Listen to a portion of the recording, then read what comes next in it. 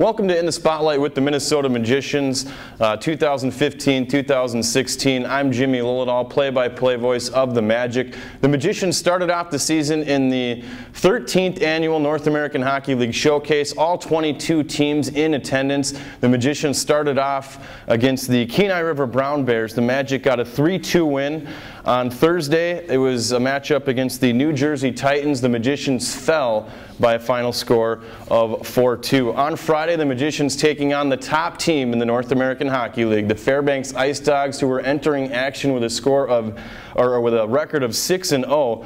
Fairbanks beat the Magicians by a score of 6-2. The first 3 goals for Fairbanks were on the power play. Caden Cahill added the first. Liam Sturzinger and Jake Stridesburg had assists. Fairbanks made it 2-0 on a Todd Burgess goal. Aaron McFeeters and Logan Coombs collecting assists. Then it was Caden Cahill on the power play. Jake Stridesburg and Tyler Tomberlin collecting assists. Then the Magicians were able to strike back with a power play goal of their own. The Brown University commit Eric Shaw, a newcomer for the Magic. Assisting was Nick McKeeby, who is a Western Michigan commit for the Magicians. Going into the third period, the Magic were down 3-1. They got a goal from newcomer Casey Jerry. Jerry is committed to the Minnesota State to play for the Mavericks next season. Jordan Fralick had the assist on the Jerry goal. So the Magic were down 3-2, trying to mount a comeback. A disallowed goal off the stick of Dustin Ronaldo. Some frustrations there. Fairbanks able to add another one. It was Alex Maynard, Todd Burgess, and Reiner Gorowski had the assists. Fairbanks made it 5-2 with a Mark Sullivan goal. Clay Cross and Mitchell Bauman had assists. And then it was a 6-2 final. Liam Sturzinger had the final goal for the Fairbanks Ice Dogs. The Magic do go 1 for 2 on the power play, but fall 6-2 to the Ice Dogs. On Saturday, the Magic back in action. This would conclude play at the NAHL Showcase. Action against the Janesville Jets. First period, Kevin Dineen gets the unassisted goal, kind of a defensive lapse in front of the net. Magic failed to clear the puck, and Dineen gets the unassisted goal. In the second period, it's a Vaclav Krudenk scoring. John Peterson had the lone assist. No scoring in the third period as Janesville beat the Magic 2-0 on Saturday. A storyline in that one. Rookie goaltender Will Ulrich had 45 saves. A wonderful day for the young rookie as Will Ulrich looks to be a storyline for the Magic moving forward. Welcome back to In the Spotlight with the Minnesota Magicians. I'm Jimmy Lillidahl alongside alternate captain Taylor Brierly.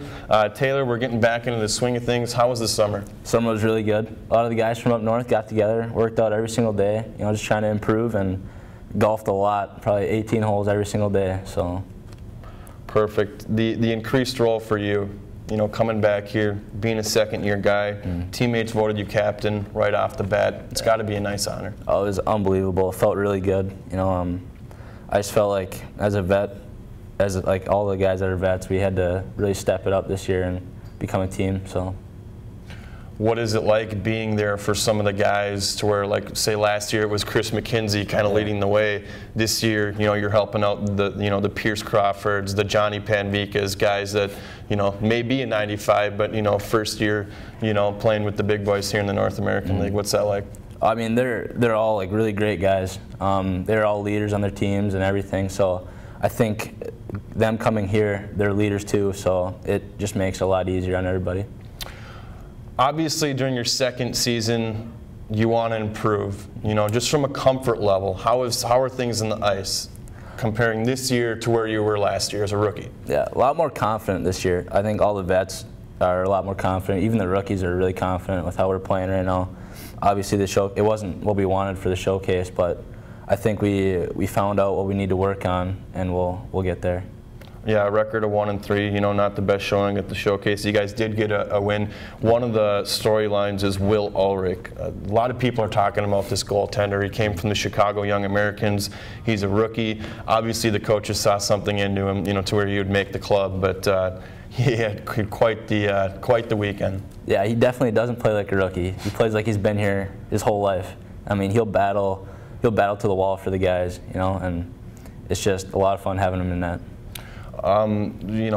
Tommy Upton really preaches hard work, little things, blocking shots, that kind of stuff. We've seen you block a lot of shots in your, being here with the Magicians. What's it like getting in front of an 85-mile-an-hour bomb and just eating the puck for your teammates? It feels good once you get off the shin pads, but anywhere else it kind of hurts. But I mean, you got to do it for the win, do it for the boys, and it just gets the boys fired up. So, it's all about heart at that point. The facilities here, obviously you got to deal with them last year. The weight room was officially done for the beginning of the season, to where last year it was, halfway through. The new locker room we talked about. How are the facilities here? The facilities are great. Like the weight room it's really come a long way from last year. We just you get to the rink bright and early, work out, and get put your work in. But yeah, I really like it a lot.